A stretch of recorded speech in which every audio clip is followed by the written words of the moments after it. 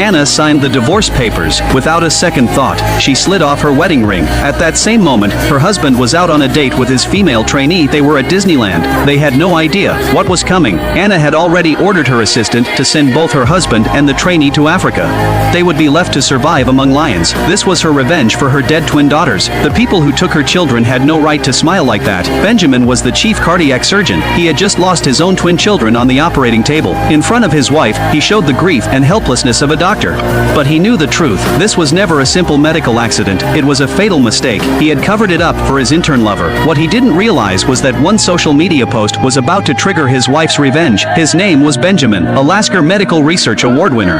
A genius surrounded by praise and recognition. His wife Anna was drowning in the pain of losing their children. She asked why. With a 60% success rate, neither child survived. Benjamin responded coldly. He said the children had congenital heart disease. Then he claimed he had another surgery out of town and had to leave right away. But that night, Anna saw a post from the intern Grace. The caption cut deep. A mistaken anesthesia dosage had caused an accident. It said her love had saved her. The photo showed fireworks at Disneyland.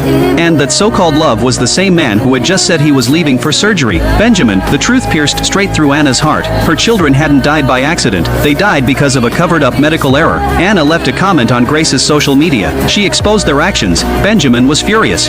He stepped in to protect Grace. He accused his wife of ruining the intern's future. To force her to delete the accusation, he even threatened divorce. He believed she was just a woman dependent on him, but he was completely wrong. Anna was the founder and the largest shareholder of the private hospital. It was her family's money that made him chief specialist. Now she was going to take everything back. She picked up the phone and gave an order. On the list of doctors being sent to the hospital's Africa branch for support, she added Benjamin and Grace. The reason given was a major medical incident. People came to plead for Benjamin, but they underestimated Anna.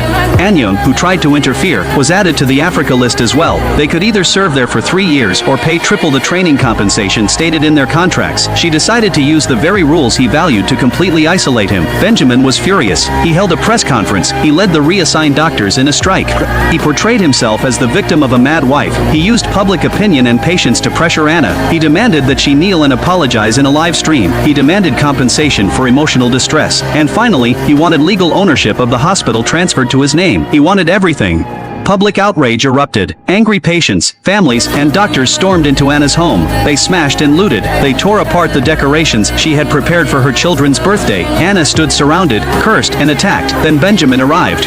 Not to save her, but to witness her downfall. He wanted to force her to give in, but just then police sirens echoed. Anna stood up. There was no love left in her eyes, only cold determination remained. In front of everyone, she announced that they were already divorced.